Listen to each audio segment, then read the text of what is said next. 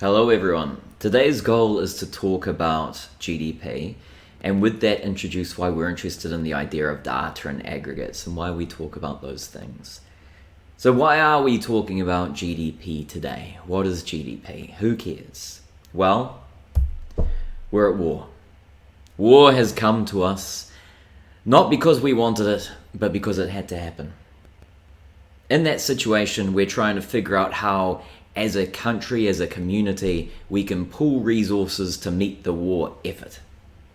Now, the reason I raise this example is because this was very much the motivation during World War II for why you would want some measure of GDP, or gross domestic product. So given that we're now facing this war, what can we say? What can we actually put in place to add these things together, to figure out how to measure production over a country as a whole? What does this tell us, and what do we have to be careful about when we go to use this figure? Let's get this underway. So now that we're at war, we can see that there's a situation where we want to build a whole bunch of planes and other military equipment in order to fight that war. Now, when we go to do that, what resources do we have available that would allow us to do it? That's a very natural question. So to build these outputs, these final goods that we want to use for a given means, we need to utilize inputs. These are capital equipment, which are man-made structures or person-made structures that can be used to build the equipment. But it's slightly more than that. It's also the tools that we have available and potentially even elements of the process we know in order to do so. Now, I'll put a little tag up the top here that will point you to a video that's all just about capital. On top of that, we also have labor. Labor is the time that individuals will sacrifice in order to produce that output. Now, individuals could be doing other things. They could be growing tomatoes in their garden to put on their BLTs. They could be out enjoying themselves on the beach. They could be talking with other people, volunteering in their community, looking after children. So they have lots of other options about things to do with their scarce time. And when we talk about the labor resource that's being utilized to make output, we're specifically talking about the time that they are using to go around and make that output.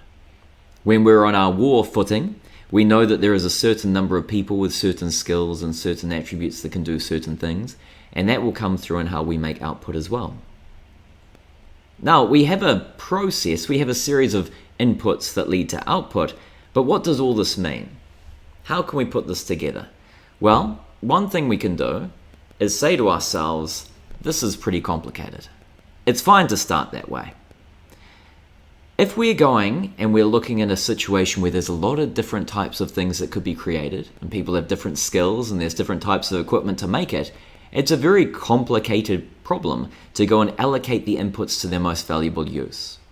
Now, during a war, we do have a state that's driving this production. In normal times, we don't. In normal times, we would allow people to voluntarily determine whether they want to purchase things, and as a result, where there is demand for certain goods or services, which will guide demand for labor and demand for these factors of production. So the factors of production determine what is there, what is capable of being produced, while demand for those outputs will in turn determine what sort of things will be produced and what sort of factors of production are called upon. So both these elements are important, and man, that's pretty confusing. There's a lot of people out there with lots of desires that are different to our own. So how do we go and add all those up? How do we figure out how to calculate what is a valuable use and what value has been created? That's the sort of question we're trying to answer when we go and utilize economic models about GDP. But when we're calculating GDP, we're just trying to figure out how we can aggregate up the amount of production, and specifically how we can think about adding that where it has a use and what the value is that's attributed to that. So let's break things down. We know that there is firms that produce goods and services, and we know there are households which buy them. Furthermore, we know that these households own the factors of production, and those are the things that firms want to use. So we can start here and say households own this. Households own the capital. Households own their own time. Now you might say, hold up, Matt, that's a bit weird. Why do households own capital? Businesses own the building, right? So surely they use that. When we talk about households owning the capital stock, we're saying that there are investors in a firm and they have a claim on that capital stock. They're not determining the decision about how it is utilized. They are, in a sense, providing that capital to a firm that will utilize it, put it towards some use. The firm we're describing is just the decision to utilize capital and to utilize labor in order to make output. Households themselves have the claim on the capital and the claim on their own time. So that's how we separate things. You will have a business that's owned by someone and they will be producing. They exist as a household in terms of their decision to go and invest in things and their decision about what to buy. But then they will use those things they've invested in, they'll utilize them to make some output, and in that way they're behaving as a firm. So you have the same person behaving in terms of different functions. When we talk about these aggregates, we're not really aggregating people, we're aggregating functions and trying to understand how they fit together. Now, we have firms using these inputs, which are owned by households, and then households using the final output that comes out. Now let's think about this again. Households own the factors of production. They sell them to firms. Firms purchase the factors of production. So households are supplying them, firms are demanding them. On the other side, firms are selling the final output that they produce with those factors of production, and households are buying that output. Therefore, firms sell in that market while households buy. We'll notice that there is a market where households are selling things and firms are buying things, and another market where firms are selling things and households are buying things. And these must have some link with each other, because households have the capability to go on purchase at the end due to the income that's available to them from having sold their factors of production at the start. This process that links everything together is what we call the circular flow. Now, we're not going to go into the circular flow further in this video, other than to note that GDP is a measure of what is going on in the circular flow. Okay. Now, in another video I'll link to above, we talk about different measures of GDP, and those measures tell us the different ways we can think about this flow and different flows we're measuring, and how GDP will then give us the same number. GDP in this context is going to tell us all the income that is available to factors of production, so that they could go off and demand goods and services. It's going to tell us all the final goods that are produced by firms, so aren't just goods being used by other firms to make more goods, but are products that are in their final use. And it also tells us the actual amount that people go off and they do spend. GDP in this way will tell us the value of final goods.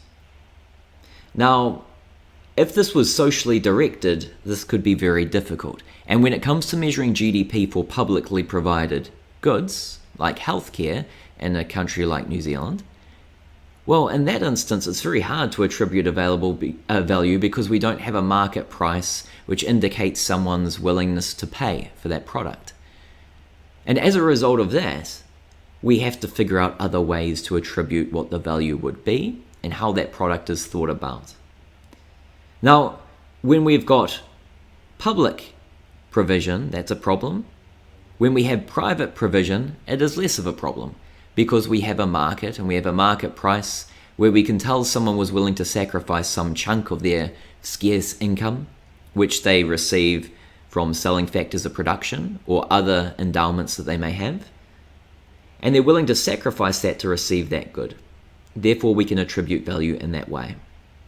If products were being produced that people were not purchasing, they would not be adding to GDP, and in some way they would be a waste of the inputs that are used to create them. So GDP isn't about things being made, it's about there being value. People actually want to purchase those things, and as a result of them being created and purchased, there is some gain from trade from the people involved.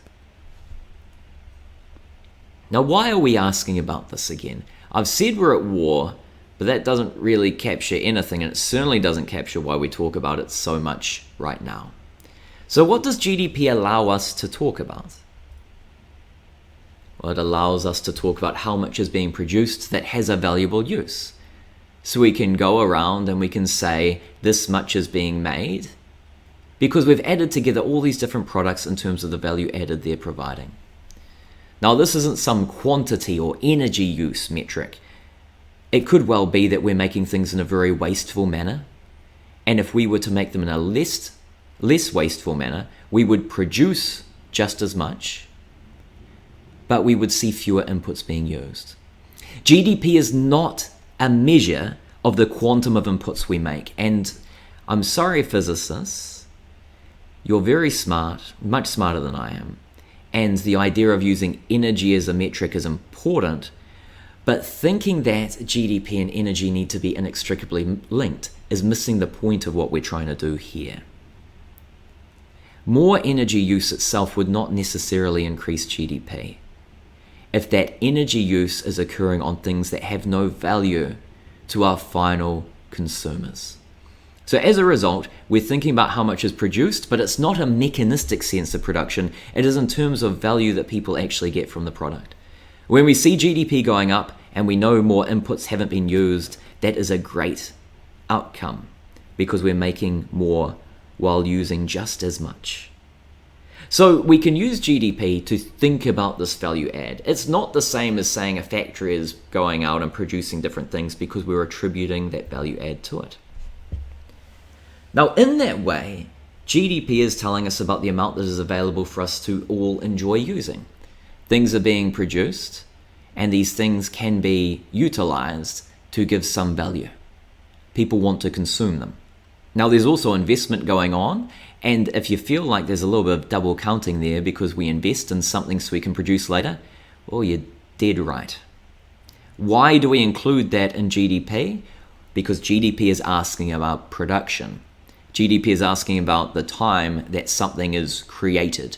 And so we want to make sure that we're recognizing that we're utilizing scarce inputs to make output right now. And even though there is value associated with those investments because we get consumption in the future, for the question of how are we utilizing those inputs to make that output, the time that the inputs is being used in is right now. Okay, so that's a little bit of a tricky point.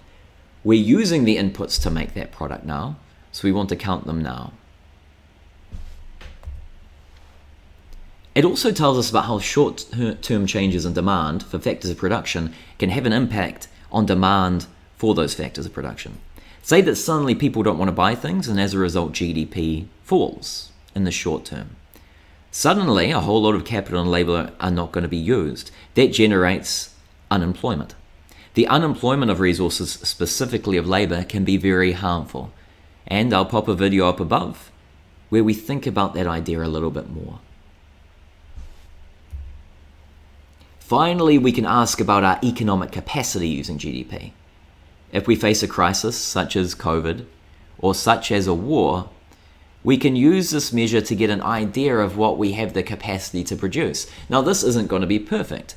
If people are usually used to making black water rafting trips, it's going to be quite hard for them to go and make airplanes. If people are normally used to baking sandwiches, they might struggle to make vaccines. So the substitutability of inputs between these different factors might be an issue. And so there might be some cost to our production measure that occurs due to having to reallocate people that may not have the skills for those specific tasks. But it gives us an idea, a starting point to think through that issue. But it does not necessarily measure well-being or progress. It has to be used in conjunction with other information to do this. And as a result, we should always be careful when we utilize the GDP measure to say anything. It tells us about what can be produced. not about our progress or well-being as a society. Thank you. So what does this mean in summary? GDP is an excellent measure of what is produced, and it gives us a great idea about how factors of production may be underutilized, or how they may be misallocated, or where there may be specific issues over the economy at large. But it does not, in isolation, tell us whether the country is on the right track, whether issues that we care about politically or morally are important or not. And we should always think about using this aggregate alongside other measures if we're going to make those claims. So that's us on GDP. I'm going to leave us there, and I will see you all in the future. Thank you. Bye-bye.